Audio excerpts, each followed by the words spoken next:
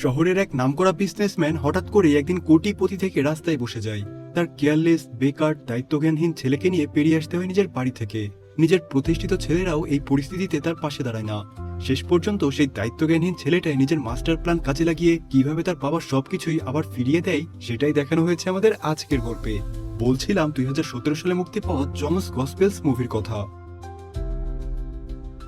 গল্পের শুরুতেই আমরা সেলফ মেড বিজনেসম্যান ভিনসেন্টকে দেখতে পাই, যে কিনা ত্রিশূলের অনেক বড় ভিনসেন্ট গ্রুপ অফ কোম্পানির ওনার। জোমন তার ছোট ছেলে, আর এই হচ্ছে জোমনের ভাই এলফোন্স আর জোসি। এলফোন্স পেশায় একজন ডাক্তার। সে নিজের শ্বশুরের নার্সিং হোমে জব করে, তার ওয়াইফও সেখানেই জব করে। পাশাপাশি তারা রিয়েল এস্টেটেরও বিজনেস করে। অন্যদিকে জোসি ভিনসেন্ট কোম্পানির বিজনেসগুলো দেখাশোনা করে। বর্তমানে তারা সবাই ভিনসেন্টের মেয়ের বিয়ে নিয়ে ব্যস্ত। এদিকে বড় বউকে চার্চে নিয়ে যাওয়ার দায়িত্বটা ভিনসেন্টের আঙ্কেলকেই দেওয়া হয়েছে।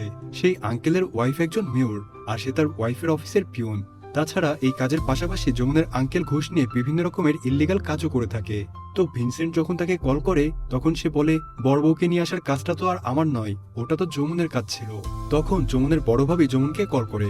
এদিকে যমুন একটা মার্কেটে এসেছে কিছু জিনিসপত্র কিনতে। সে রাস্তা দিয়ে যাওয়ার সময় বারবার আশেপাশের মেয়েদের দিকে তাকাচ্ছিল। তার ভাবি তাকে এইভাবে সময় নষ্ট না করে তাড়াতাড়ি জিনিসপত্রগুলো কিনে নিয়ে বাড়িতে চলে আসতে বলে। এদিকে যমুন এটিএম থেকে টাকা তুলতে গেলে তার সাথে তার বন্ধু মোস্তাকের দেখা হয়। মোস্তাক বলে, তুই তোর গাড়ি এখানে রেখে দে, আর আমার সাথে চল। আমার বিএমডাব্লিউতে করে তোকে একটা সুন্দর জায়গায় নিয়ে যাব। তারপর তারা মোস্তাকের গাড়িতে করে একটা বারে যায়। যমুন তাকে বলে, তুই তো শহর ছেড়ে পালিয়েছিলিস, এরকম বিএমডাব্লিউ টাকা পয়সা কোত্থেকে পেলি? মোস্তাক তখন বলে, আমার এক বন্ধু আমাকে কিছু টাকা দিয়েছিল, সেই টাকা নিয়ে আমি ত্রিপুরে চলে যাই। এরপর একটা গার্মেন্টস ফ্যাক্টরিতে ইনভেস্ট করি। তারপর আস্তে আস্তে আমার সেই ইনভেস্ট ডাবল হয়ে যেতে শুরু করে, আর আমি হয়ে যাই কোটিপতি। খুবই সিম্পল ব্যাপার, তুই চাইলে তোকেও আমি কোটিপতি বানিয়ে দিতে পারি।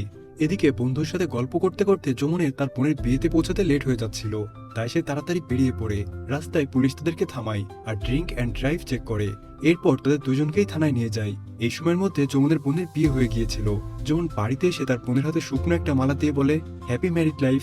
তারপর সে তার বোন ও দুলাভাইয়ের সাথে সেলফি নেয়। কেননা বিয়েতে না থাকার কারণে বোন দুলাভাইয়ের সাথে তার কোনো ছবিই নেই।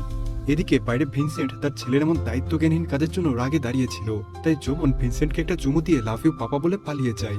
পরদিন যমুন বারান্দায় যখন গাড়ি পরিষ্কার করছিল, তখন তার ভাই এলফোন্স সেখানে এসে তাকে বলে, তুই এত জ্ঞানহীন কিভাবে হতে পারিস? বোনের বিয়েটাও এভাবে ভুলে গেলি? যমুন বলে, তুমি তো এমবিএ করেছো, কিন্তু এমবিএ করেও বাবা 70 লাখ টাকা উড়িয়ে দিয়েছো। আমি যদি অতগুলো টাকা পেতাম তাহলে একটা ভালো বিজনেস করতাম। সে সময় জোসিও সেখানে চলে আসে আর তার ছোট ভাইকে অ্যাডভাইস দিতে শুরু করে। তখন যমুনের বড় ভাবি তাকে বলে, আজকে বাচ্চাদের নিয়ে ভ্যাকসিন দিতে যাব। যমুন তখন বলে, আজ আমি একটু ব্যস্ত আছি। তার ভাবি তখন বলে, তুমি কি এমন রাজকার্য করতে যাচ্ছ শুনি? এদিকে বাড়ির সিকিউরিটি গার্ডও তখন সেখানে সে তাকে অ্যাডভাইস দিতে শুরু করে। তখন যমুন তার পোষা কুকুরটাকে বলে, তুই কেন চুপ করে আছিস? তুইও কিছু জ্ঞান দে। মজার ব্যাপার হলো কুকুরটাও নিজের মতো করে দুইবার ঘেউ ঘেউ করে ওঠে।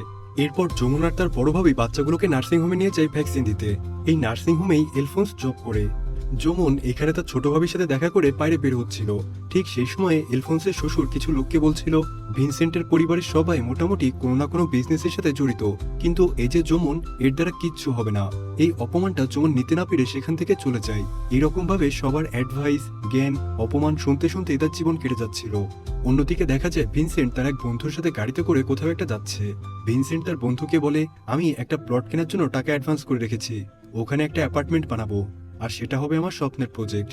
রাস্তায় হঠাৎ যমুনের আঙ্কেল তাদের গাড়ি আটকে বলে, সেই প্লট ওনার মারা গেছে আর তার ছেলে এখন সেটা সেল করতে যাচ্ছে না। ভিনসেন্ট ওই প্লট ওনারের বাড়িতে যায় আর তাদেরকে সান্ত্বনা দেয়। প্লট ওনারের ছেলেকে সে বলে, তোমার বাবাকে আমি অ্যাডভান্স করেছিলাম। ছেলেটা তখন বলে, অ্যাডভান্স আমি ফিরিয়ে দেব, কিন্তু প্লটটা কোনোদিনও বেচবো না। ভিনসেন্ট এই সময় হতাশ হয়ে সেখান থেকে বের হয়ে আসে। একটু পরেই প্লট ওনারের ছেলেটা বের হয়ে বলে, স্যার, বাবা তো 10 একর জমি বেচতে চেয়েছিল, কিন্তু আমি আসলে পুরো 25 একর জমি বেচতে চাই। যদি আপনি পুরোটা জমি কিনতে রাজি থাকেন তাহলে আমি জমিটা সেল করব। ভিনসেন্ট আনন্দের সাথে জমিটা কিনে নেয়। একদিন যমুন আর তার বাবা বাইরে জগিং এ গেলে যমুন বলে, বাবা, তোমাকে কিন্তু খুব হ্যান্ডসাম লাগছে আজকে। তার বাবা বুঝতে পারে যমুন তাকে তেল মারছে। সে বলে, আরে বল বল, কেন তো তেল মারছিস? নিশ্চয়ই কোনো কাহিনী আছে। তখন যমুন তার বাবার কাছে একটা বাইক আবদার করে। তার বাবা বলে, গাড়ি তো আছেই, বাইকের কি দরকার? যমুন বলে, আমার একটা বাইক চাই। পরদিন সে তার বাবাকে আবার পটানোর জন্য বাবার পছন্দের একটা শার্ট এনে দেয়। অবশেষে ভিনসেন্ট গলে যায়, কিন্তু ভিনসেন্ট তাকে শর্ত দেয় কখনো যেন হেলমেট ছাড়া সে গাড়ি না চালায়। তারপর তাকে বলে, ঠিক আছে, তুমি পছন্দ মতো একটা বাইক কিনে নাও, শুধু বিলটা আমার অফিসে পৌঁছে দিও। এটা শুনে যেমন আনন্দে আত্মহারা হয়ে যায়।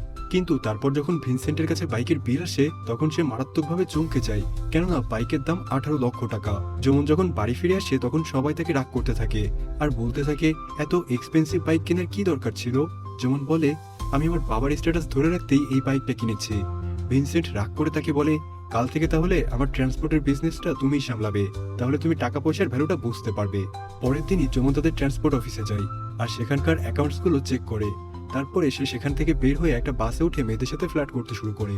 শুধু তাই নয়, ড্রাইভারকে সাইডে বসতে বলে সে কিছুক্ষণ বাসও চালায়, কিন্তু তখনই পুলিশ তাকে ধরে ফেলে, কেননা তার কাছে বাস চালানোর লাইসেন্স ছিল না। তার আঙ্কেল তাকে থানা থেকে ছাড়িয়ে নিয়ে আসে। তার আঙ্কেল বাড়ি এসে বলে, আজ যদি আমি না থাকতাম তাহলে আমাদের ট্রান্সপোর্টের লাইসেন্সটা ক্যান্সেল করে দিত আপনার এই সুপুত্র। ভিনসেন্ট খুব বেশি চিল্লাপাল্লা না করে জমনকে বলে, তুমি বেশ কিছুদিন ধরে চার্চে যাচ্ছ না, কাল থেকে প্রত্যেক সপ্তাহে তুমি চার্চে যাবে, আরেকজন ভদ্র মানুষ হবার চেষ্টা করবে, নয়তো আমার সাথে আর কথা বলতে আসবে না। এরপর যমুন তার বাবার কথা মতো চার্চে যায়। ওখানে প্রে করার সময় সবাই যখন চুপচাপ ছিল তখন সে দুষ্টুমি করে আমিন বলে চিৎকার করে ওঠে। চার্চ থেকে বের হয়ে সে ক্যাথরিন নামের একটা মেয়েকে দেখতে পায় আর ওকে প্রথমবার দেখে যমুনের ভালো লেগে যায়।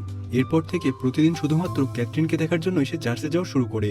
বিষয়টা যখন তার বড় ভাবি জানতে পারে তখন সে তাকে এই বিষয়ে হেল্প করে। সে বলে, তোমার ঘুম কেড়ে নেওয়া মেয়েটার নাম ক্যাথরিন, আর সে আমাদের মতোই একটা ধনী পরিবারে বিলং করে।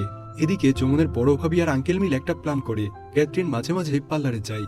এই ইনফরমেশনটা নিয়ে বড় ভাবি পার্লারে গিয়ে ক্যাথরিনের সাথে ক্যাজুয়ালি কথা বলার চেষ্টা করে, এমনকি দুইজনের মধ্যে বন্ধুত্বও হয়ে যায়। তারপর যখন তারা পার্লার থেকে বের হয় তখন প্ল্যান অনুযায়ী ক্যাথরিনের গাড়ির সামনে অন্য একটা গাড়ি রেখে ব্লক করা ছিল, সেজন্য বড় ভাবি তাকে নিজেদের গাড়িতে ড্রপ করে দিতে চায়। তখন তাদের গাড়িটা চালাচ্ছিল যমুন। এরপর পরবর্তী প্ল্যান অনুযায়ী তার বড় ভাবি একটা শপিং মলের সামনে নেমে যায়, আর এই সময় যমুন ক্যাথরিনের সাথে কথা বলার সুযোগ পেয়ে যায়। ক্যাথরিনকে তার বাড়িতে ড্রপ করে দিয়ে সে চলে যায়। পরদিন ভিনসেন্ট যমুনকে নিয়ে তাদের মেন্স টেক্সটাইলে নিয়ে যায় আর বলে, আজকে থেকে তুমি এই সেক্টরটা দেখাশোনা করবে। তারপর যমুন টেনিস খেলতে যায়, কারণ ক্যাথরিন সেখানেই যায়, আর এভাবেই তারা আস্তে আস্তে ক্লোজ হতে থাকে। কিছুদিন পর ভিনসেন্ট নিজেদের টেক্সটাইল শপে যায়। সেখানে গিয়ে দেখে সেখানকার ম্যানেজার ওনারের চেয়ারে বসে আছে। সে বলে যেমন 40 লাখ টাকায় এই স্টোরটা বিক্রি করে দিয়েছে।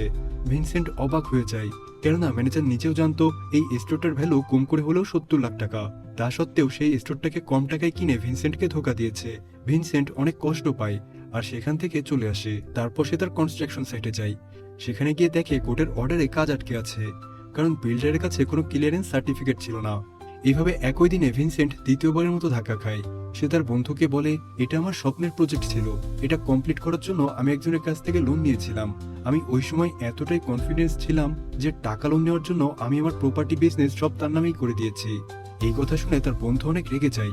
সে বলে, এরকম পাগলামি কেউ করে? এরপর অ্যাপার্টমেন্ট যারা যারা কিনেছিল তারা পরদিনই ভিনসেন্টের অফিসে এসে হামলা করে আর উল্টাপাল্টা কথা বলতে শুরু করে। পুলিশ ভিনসেন্টকে অ্যারেস্ট করতে চলে আসে। তখন ভিনসেন্টের বন্ধু বলে, আসলে প্লটটা আমার নামে কেনা হয়েছিল, সুতরাং আপনারা আমাকে অ্যারেস্ট করতে পারেন। আর এভাবেই তার বন্ধু ভিনসেন্টকে বাঁচায়। ভিনসেন্ট গ্রুপ অফ কোম্পানি সিজ করা হয়। এদিকে যার কাছ থেকে লোন নিয়েছিল সে এসে বলে, 1 সপ্তাহের মধ্যে আপনাদের এই বাড়িটা খালি করতে হবে। এসব নিয়ে তাদের পরিবারের মধ্যেও ঝামেলা সৃষ্টি হয়। ভিনসেন্টের 2 ছেলের কাছে আলাদা বিজনেস এবং বাড়ি রয়েছে, তাই ভিনসেন্ট বলে, তোমরা তোমাদের বাড়িতে যাও, আমি আর যমুন কোনোভাবে ম্যানেজ করে নেব। এরপর যমুন আসে আর বলে, আমরা আবার টাকা পয়সা ইনকাম করব, তুমি আমার সাথে ত্রিপুর চলো। ভিনসেন্ট প্রথমে তার উপর রাগ করে, কেননা সে ভুলভাল খরচ করে টাকা উড়িয়ে দিয়েছে। তবুও সে রাজি হয়ে যায়। যমুন তার বাবাকে নিয়ে মুস্তাকের সাথে দেখা করে। যমুন বলে, আমি বাইকটা বেচে দিয়েছি, আর সেই সাথে টেক্সটাইল শপের টাকাটা দিয়ে আমি আর মুস্তাক একটা গার্মেন্টসের বিজনেস শুরু করেছি। নিজের ছেলের মধ্যে হঠাৎ করে এমন পরিবর্তন লক্ষ্য করে ভিনসেন্ট অনেক খুশি হয়ে যায়। ভিনসেন্টের মনে হয় সে সবকিছুই আবার আগের মতো করে ফেলতে পারবে। এভাবেই তাদের জীবন চলতে থাকে। একদিন যমুন অফিসে গিয়ে দেখে তার টেবিলে প্রচুর বিল পড়ে রয়েছে। সেগুলো দেখে যমুন চমকে যায়। জানা যায় মুস্তাক বিজনেসের নামে অনেক খরচ করে যাচ্ছিল। অর্ডার নেওয়ার জন্য সে যেখানে যেখানে যেত সেখানে লাক্সারি হোটেল ছাড়া থাকতো না, আর খুব কস্টলি গাড়ি ভাড়া নিত। এখন এই ভারী ভারী বিলের কারণেই তাদের এই ছোট্ট বিজনেসটা বন্ধ হয়ে যেতে চলেছে। যমুন এবার এতটাই ক্ষেপে যায় যে মোস্তাককে মারতে চলে যায়। মারতে মারতে সে বলে, তুই আমার জীবনটাই বরবাদ করে দিলি। মোস্তাক বলে, ভাই আমি তোকে সবকিছুই বলতাম। যমুন আরো রেগে যায়, কিন্তু সে আর কিছু না বলে চলে আসে। বাড়িতে এসে সে তার বাবাকে কিছুই জানায় না। তারপর একদিন সে তার ভাইদের কাছ থেকে সাহায্য চাওয়ার জন্য চায়। তখন তার বড় ভাবি বলে, তুমি বাবাকে নিয়ে এখানে আসো, আমরা কিছু করার চেষ্টা করব। যমুন বলে, আমি জানি তোমরা তার কাছ থেকে প্রতিটা সিগারেটের হিসেব চাইবে, তারপর একদিন তাকে কোনো বৃদ্ধাশ্রমে পাঠিয়ে দেবে। তোমাদের তো এই প্রপার্টির সাথে সম্পর্ক, তোমরা চিন্তা করো না, বাবা আমার সাথেই থাকবে। এই বলে যমন সেখান থেকে বের হয়ে যায়। তারপর সে ক্যাথরিনকে কল করে। ক্যাথরিন তাকে নিজের বাড়িতে ডাকে। প্রথমে যমন যেতে রাজি হয় না, কিন্তু ক্যাথরিন অনেক রিকোয়েস্ট করায় সে রাজি হয়ে যায়। তারপর সে ক্যাথরিনের বাড়িতে যায়। ক্যাথরিনের বাবা সেখানে বসে থাকলেও যমনের সাথে কোনো কথা না বলে নিজের মতো গেম খেলতে থাকে। এদিকে ক্যাথরিনের মা ক্যাথরিনকে ভেতরে নিয়ে গিয়ে বলে, এই ছেলেটাকে ভুলে যাও, এর পুরো পরিবার দেনায় ভুগছে, আর এই ছেলেটা শুধুমাত্র টাকার জন্যই তোমার পিছে পড়ে আছে। এইসব কথাগুলো যমন শুনে ফেলে। সে তখন উপরে গিয়ে বলে, হ্যাঁ আপনি একদমই ঠিক কথাই বলেছেন। তারপরে সে ক্যাথরিনকে আলাদা করে ডেকে বলে, এটাই সত্যি, আর এখন আমাদের ব্রেকআপ করে ফেলা দরকার। এটা বলে সে ওখান থেকে বের হয়ে যায়। যমন এরপর অনেকগুলো জায়গায় ইন্টারভিউ দেয়। একদিন তার এক বন্ধু তার এক কোম্পানিতে মার্কেটিং অফিসারের জব দেয়। যমন একদিন মোস্তাককে রাস্তায় দেখতে পায়।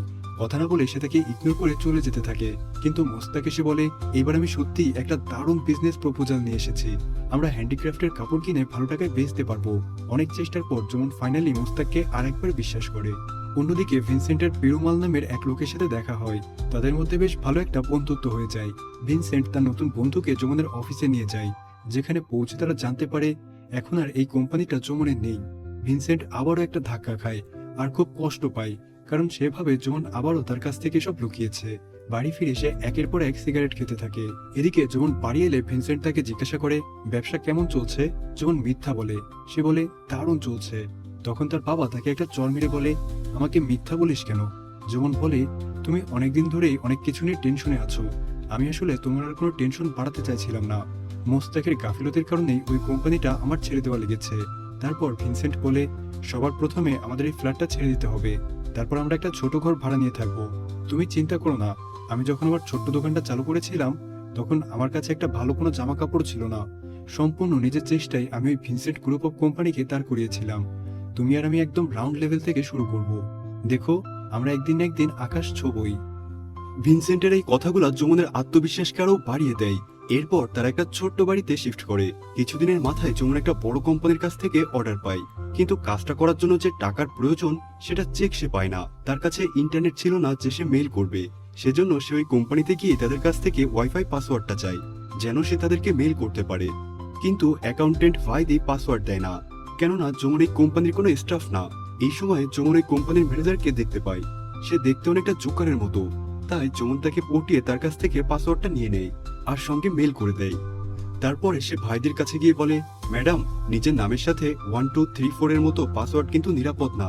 পাসওয়ার্ডটা চেঞ্জ করে ফেলবেন, আর যদি কোনো সেলসম্যান আসে তাহলে তাকে পাসওয়ার্ডটা দিন। এটা বলেই সে ওখান থেকে চলে যায়। মোস্তাক এবার যমুনকে নিজেদের ফ্যাক্টরিতে নিয়ে যায়। মোস্তাক কয়েকজনের প্রোফাইল দেখিয়ে বলে, আমরা এদেরকে দিয়ে কাজগুলো করব। কিছুদিন পর যমুন আবার ভাইদের কোম্পানিতে গিয়ে নতুন অর্ডার চাই। ভাইদি বলে, কোম্পানি আপনাদেরকে অর্ডার দিতে চায় না, আপনি আসতে পারেন। তখন যমুন বলে, অর্ডার লাগবে না, কিন্তু তুমি কি একটু হাসতে পারো না? তার কথা শুনে ভাইদি হেসে ফেলে। পরদিন যমুন কিছু কাপড় নিয়ে অন্য শহরে ডেলিভারি করতে যাচ্ছিল। এই ভাইদিও সেখানে আসে, আর দুজন একই বাসে ট্রাভেল করে। কথা বলতে বলতে যমুন কখন যে ঘুমিয়ে পড়েছিল সেটা নিজেও জানে না। তার যখন ঘুম ভাঙে তখন সে দেখে বাসে কেউই নেই। সে দেখতে পায় বাসের ড্রাইভার বাস থামিয়ে মদ খাচ্ছে। সবাই মোটামুটি ড্রাইভারের উপর চিল্লাচ্ছিল। তখন যমুন ড্রাইভারের কাছ থেকে চাবিটা নেয় আর বাসটা ড্রাইভ করতে শুরু করে, আর প্রত্যেককে একদম সেফলি অন্য শহরে নিয়ে গিয়ে পৌঁছে দেয়। তার এমন কর্মকাণ্ডে ভাইদি অনেকটা ইমপ্রেস হয়ে যায়। এরপর দেখা যায় যমুন আরো কিছু কাপড় নিয়ে বাসের জন্য ওয়েট করছে। সেই সময় পেটুলাল নামের ওই লোকটা তার পাশ দিয়ে যাচ্ছিল। সে যমুনকে বলে, বাস আবার কালকে সকালে আসবে, তুমি চাইলে আমার বাড়ির উঠানে আজকে রাতটা থেকে যেতে পারো। এটা বলেই সে যমুনকে তার নিজের সাথে বাড়িতে নিয়ে যায় আর নিজের মেয়ের সাথে পরিচয় করিয়ে দেয়। আর তার মেয়ে ছিল ভাইদি। রাতের দিকে ভাইদি যমুনকে একটা চাদর এনে দেয়। তারপর তারা দুইজন বেশ কিছুক্ষণ গল্প করে। দুজনের মধ্যে ভালো একটা বন্ধুত্ব হয়ে যায়। এরপর থেকে ভাইদিও যমুনকে তার ব্যবসায় সাহায্য শুরু করে। যমুন একদিন ভাইদিকে শেয়ারের কিছু টাকা দেয়। প্রথমে ভাইদি সেটা নিতে চাচ্ছিল না, পরে সে ওটা নিয়ে নেয় আর বলে, আমার টাকাটা আসলে দরকার ছিল, কিন্তু তোমার কাছ থেকে টাকা নিতে কেন জানি আমার খুব একটা খারাপ লাগছে না। এভাবেই সে খুব সুন্দরভাবে গুছিয়ে তার মনের কথা যমুনকে বলে দেয়। এদিকে ভিনসেন্ট মাঝে মাঝে যমুনকে 555 সিগারেট নিয়ে এসে দিতে বলতো, কিন্তু যমুন প্রতিবারই এড়িয়ে যেত।